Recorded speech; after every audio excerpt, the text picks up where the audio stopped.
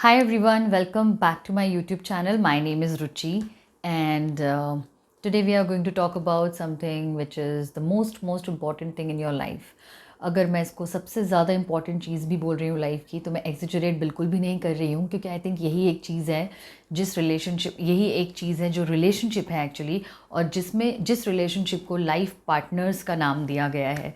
तो अगर उसको लाइफ पार्टनर्स का नाम दिया गया है, मतलब आप किसी के साथ जब अपनी लाइफ शेयर कर रहे हो टिल दी एंड, तो ऑफ कोर्स ये बहुत ही इंपॉर्टेंट बात होती है। There is no other relationship जिसमें आपको लाइफ पार्टनर्स कहा जाता है। ऐसा इसलिए भी कहा जाता है आई गेस, क्योंकि बाकी सारे रिलेशनशिप्स ऑन ऑफ होते रहते हैं हमारी लाइफ में। मतलब नॉट नेसेसरीली कि हर रिलेशनशिप पूरे टाइम हमारे साथ बना रहता है कंसिस्टेंटली, जितना कि ये रिलेशनशिप रहता है, not like in comparison to this. इसलिए ये मोस्ट इम्पॉर्टेंट रिलेशनशिप है। इसके बारे में आज हम ये बात करने वाले हैं। It's very very late in the night, but I still want to talk about this because ये मेरे मन में बहुत ज़्यादा चल रहा है। कल I think it's been 2 to 3 days I want to talk about this, and it's very important because otherwise वो दिमाग से निकल जाएगा जो मैं बोलना चाहती हूँ। I really want to make a point here, and इसके बारे में बात करना मुझे बहुत इंपॉर्टेंट लगता है। And I really feel that even it is something which is needed at a very young level, जब हम बड़े हो रहे होते हैं। क्योंकि आप भी जानते हो कि लोग अपने पार्टनर ऑफ द लाइफ से, आप यू ऑल्सो नो दैट कई बार स्कूल में लोग जुड़ जाते हैं, कॉलेज में लोग जुड़ जाते हैं, फॉर ईयर्स रिलेशनशिप चलता है and then they get married, right. मतलब एक्चुअली इस चीज़ की शुरुआत कभी भी हो सकती है। Once you just cross an age, and after that anytime it can happen that you just happen to choose a person and then you start believing that okay, this is what is going to be your forever relationship.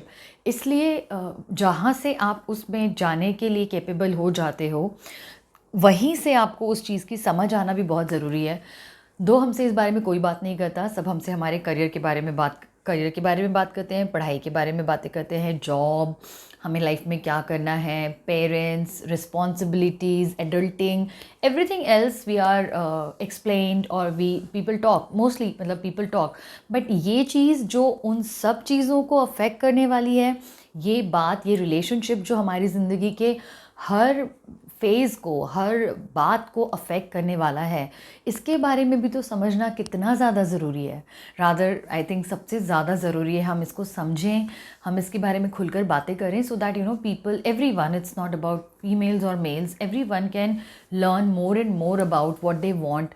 एक clarity आए सबके मन में कि क्या चीज़ें हैं जो इस रिलेशनशिप में होना ज़रूरी है, क्या चीज़ें हैं जो हमें अपने पार्टनर में समझना ज़रूरी है।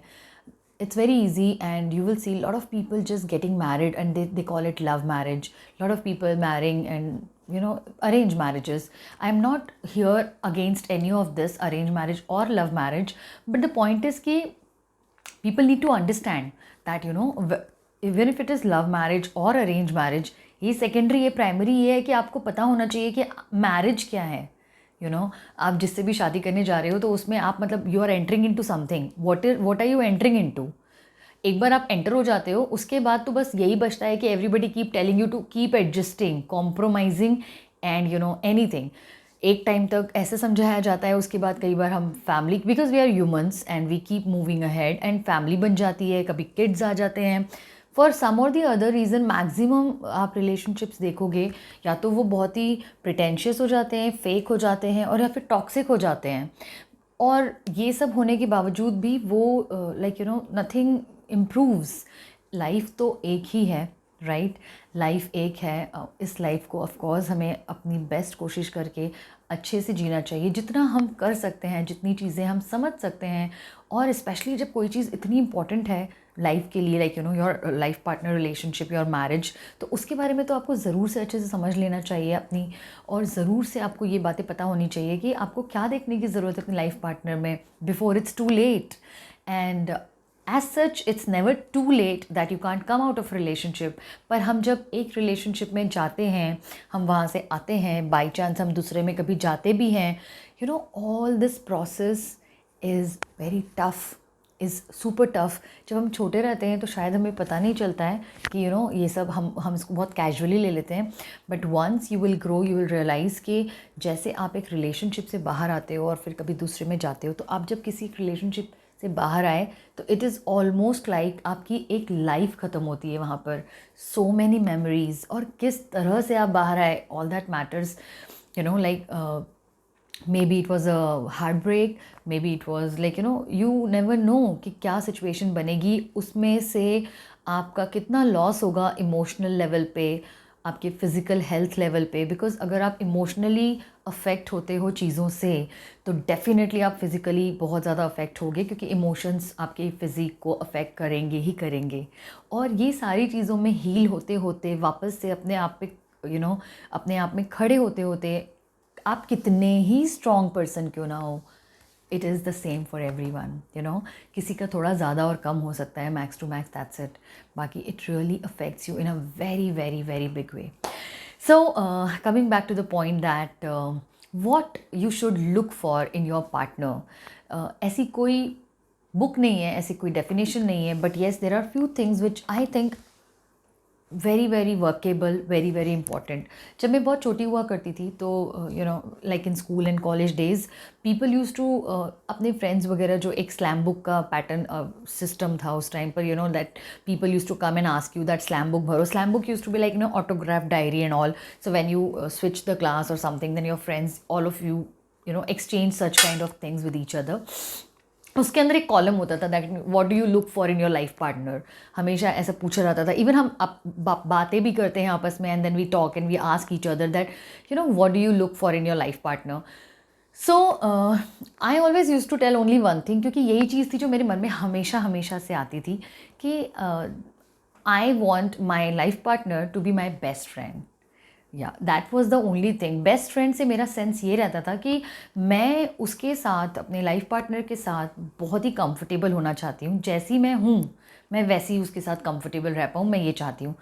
एज अ किड मुझे बहुत ज़्यादा नॉलेज नहीं था, पर एक सिंपल सी समझ मुझे ये आती थी कि जिसके साथ लाइफ में रहना है, जिसके साथ पूरी लाइफ बिताना है, उसके साथ कंफर्ट होना is the most important thing. Comfort नहीं होगा तो कैसे कुछ भी पॉसिबल है. ये मेरे हेड में बहुत स्ट्रांगली फिट था. एंड आज जब मैं इतने सालों बाद भी उस बात के ऊपर सोचती हूँ तो मुझे लगता है that's the golden rule actually.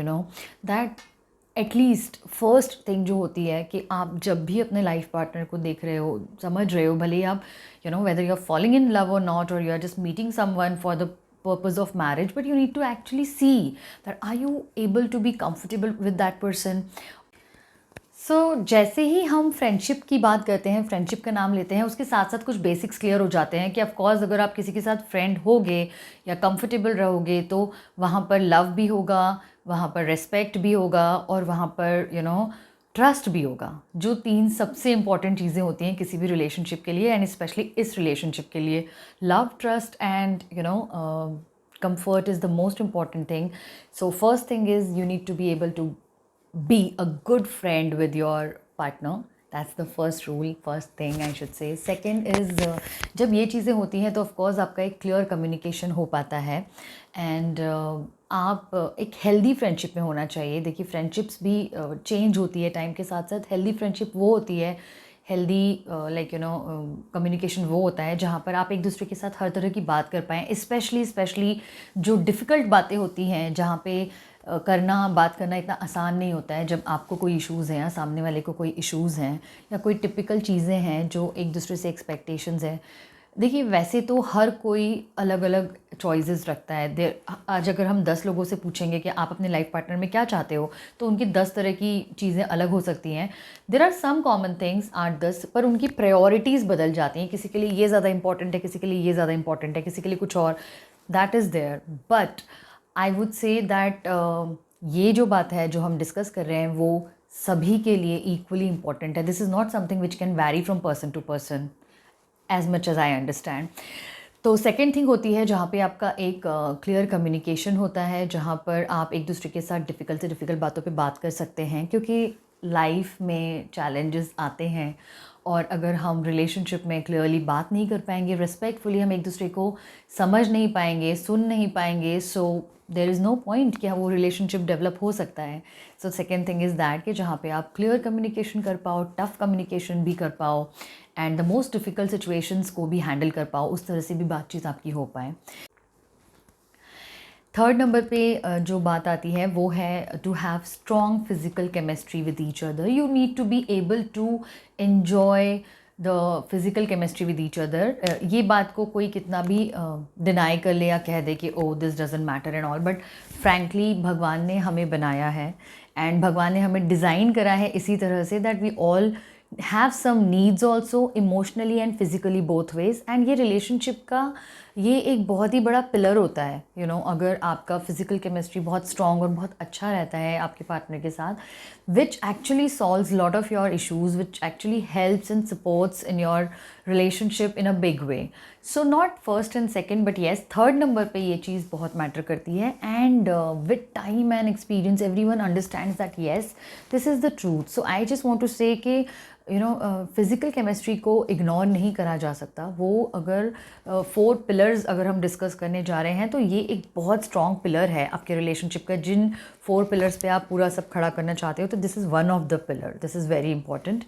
And next thing is you know the friendship, the thing which you were talking about, it has to be a very very healthy friendship. You know, healthy friendship या you know healthy relationship उसको कहेंगे जहाँ पर you both are good for each other. You know, you both are good to each other and good for each other. Good for each other से मेरा मतलब है जहाँ पर आप दोनों ग्रो कर पाएँ, जहाँ पर आप दोनों पर्सनली एंड प्रोफेशनली दोनों तरह से ग्रो कर पाएँ, आप एक दूसरे की नीड्स को, चीज़ों को समझ पाएँ और उसको रिस्पेक्ट कर पाएँ, स्पेस दे पाएँ.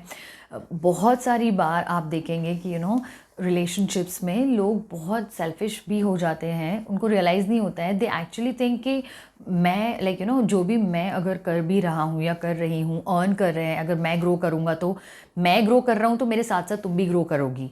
यू नो, या फिर मैं जो कर रहा हूँ उसी पे तुम भी फोकस करो. No, it doesn't. That is not healthy. That is very unhealthy because every individual has different wishes, different desires. अगर आपके डिज़ायर्स कॉमन हैं तब तो it's very good if you both want to do like that. But you know you need to understand कि if you want और not want, अगर आपके desires अलग हैं, you need to be able to respect each others desire and you need to create a you know design जिसमें वो सब कुछ फिट हो पाए जो आप दोनों चाहते हो. क्योंकि आप खुश तभी रह सकते हो जब आप अपनी डिज़ायर्स और ड्रीम्स को फुलफ़िल कर पाओ और दूसरा जो भी दूसरा पार्टनर है वो उसको समझ पाए और उसको रिस्पेक्टफुली अंडरस्टैंड करके एंड वैल्यू कर पाए. You know, this is very very important. Otherwise the relationships you know get really toxic and get really bad. You know, इतने ख़राब लेवल पे चीज़ें जा सकती हैं क्योंकि यू नो कहाँ से शुरू होती है चीज़ और कहाँ जाती है. There are so many small and big things जो इन चारों चीज़ों के आसपास ही घूमती रहती है. Then you start questioning each other, you start doubting each other, you start pointing each other that because you just want something from the other person, right? So when you want something from the other person, you always need to see that what other person also wants. आपको ये हमेशा ध्यान रखना है किसी भी आपके relationship में. So this is something very very important. Actually, you both need to be each other's biggest cheerleader.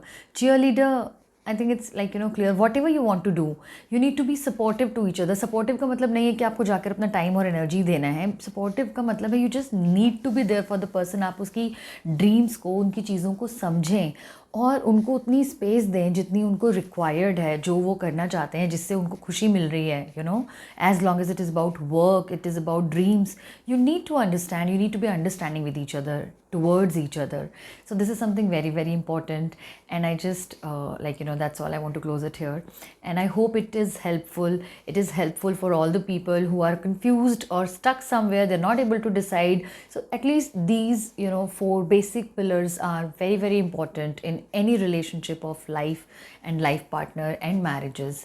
Please see to it that you check these points, you tick these points before you get ahead or move on in your relationship. And there is no like you know there is no boundary, no like you know there is nothing like आप जहाँ पर भी हो इस time पर, जिस भी step पे खड़े हो, जिस भी स्टेज पे खड़े हो, उससे आगे आपको बढ़ना है कि नहीं, उसके पहले आपको ये चीज़ें चेक करना बहुत ज़रूरी है कि आप एक हेल्दी रिलेशनशिप में हो या एक टॉक्सिक रिलेशनशिप में हो. So I just wish all of you to be in a happy relationship, healthy relationship, so that it gives you a happy and healthy life as well. Take care. See you soon. Bye bye.